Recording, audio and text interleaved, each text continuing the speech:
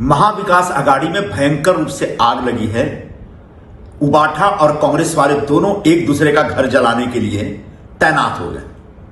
हालात यह है कि उद्धव ठाकरे लगातार कांग्रेस पर दबाव बनाए बैठे हैं कि उनको मुख्यमंत्री का चेहरा करके घोषित करे, लेकिन कांग्रेस पार्टी स्वीकार करने को तैयार नहीं।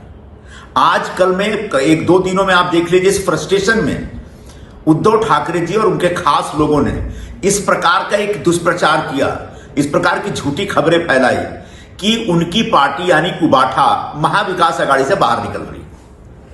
कांग्रेस को समझ में आ गया कि झूठ बोला जा रहा है।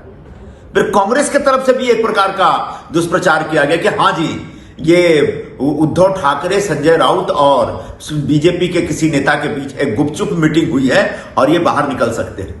आखिरकार उबाठा वाले निकल के बोले ये झूठी खबर। तो एक दूसरे के ऊपर, एक दूसरे के खिलाफ षड्यंत्र करना, एक दूसरे की पार्टी को कम आंकना, यह महाविकास आघाड़ी के तीनों दलों के बीच इस समय चल रहा है। उबाठा का प्रॉब्लम यह हुआ कि लोकसभा के समय अपने दबाव तंत्र का इस्तेमाल करके इन्होंने ज्यादा से ज्यादा सीटें ले ली। 21 सीटें ली थी और 21 सीटों में से वो महज 9 सीट पे जीत पाए। उनका स्ट्राइक रेट बहुत ही नीचे स्तर का था। कांग्रेस पार्टी ने उनको यह भी एहसास दिला दिया कि तुम जो भी सीटें जीते हो, मराठी वोटों से या शिवसेना के परंपरागत वोटों से नहीं, बल्कि कांग्रेस के परंपरागत वोटों से, यानी सिर्फ मुस्लिम वोटों से जीते हो। और यह कहीं ना कहीं आप अगर लोकसभा चुनाव के नतीजों का विश्लेषण करेंगे तो समझ में आता है। आज कांग्रेस पार्टी ने शिवसेना के नाजुक नब्ज को पकड़ लिया है, उबाठा के नाजुक नब्ज को पकड़ लिया है और इसकी वजह से वो उबाठा को दबा रहे हैं।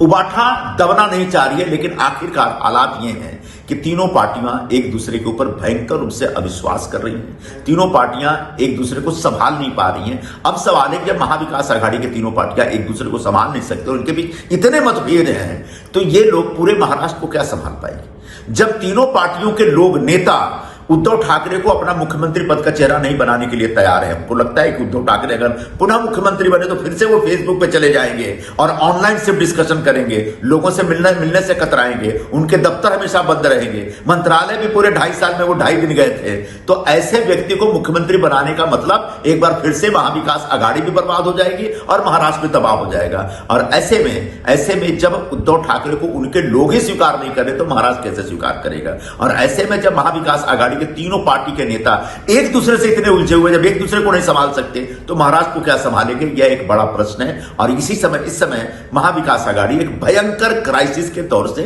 गुजर रही है।